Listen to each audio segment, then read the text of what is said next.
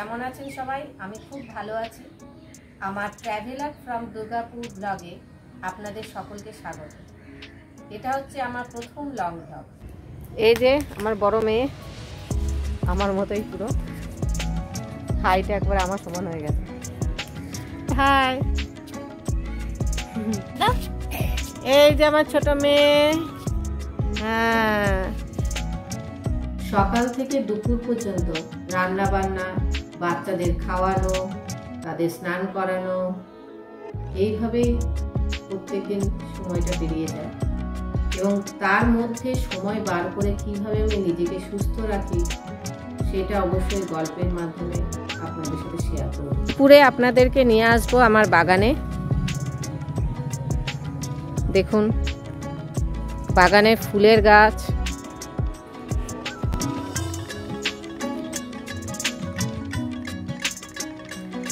এগুলো চাষ করা হয়েছে, সুন্দর ফুল ফুটে আছে। এখানে অনেক মাছ চাষ হয়, এখান থেকে মাছ তুলে আমরা খাই, তাজা তাজা মাছ। বাচ্চাদেরকে তাজা মাছ খাওয়ানোর জন্য পুকুরটাতে মাছ ছাড়া হয়েছে। এখানে দেখুন দোপাটি গাছ লাগানো হয়েছে।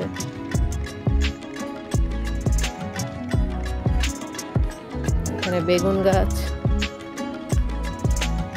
গোলাপ ফুলগুলো দেখুন। এখানে শাকসবজি লাগানো হয়েছে, মূলো গাছগুলো অনেকটা বেড়ে গেছে, সাদা মূলো, লাল মূলো। এখানে ফুলের গাছ, ফলের গাছ, জবা ফুলের গাছ। এখানে লাগানো হয়েছে কপি গাছ, টমেটো গাছ। এটা একটা ফুলের গাছ। মালি এতে পেঁয়াজ গাছ লাগাচ্ছে।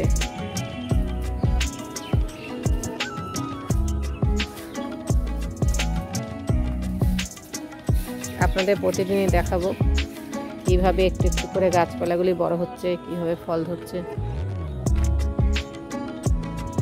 জাম গাছ,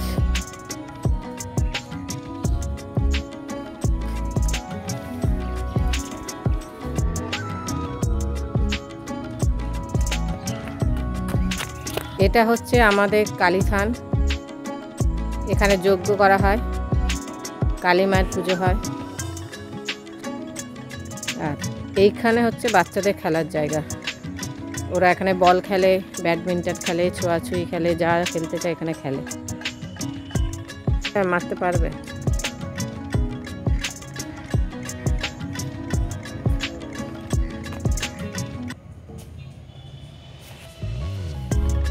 আর এই হচ্ছে আমাদের বাড়ির একটা সাইডে রং। দুর্গাপুর হচ্ছে একটা প্রাণের শহর, গানের শহর, উৎসবের শহর, আনন্দের শহর। তাই দুর্গাপুরে প্রতিদিনই কিছু না কিছু উৎসব অনুষ্ঠান, মানুষের আনন্দ চলতেই থাকে।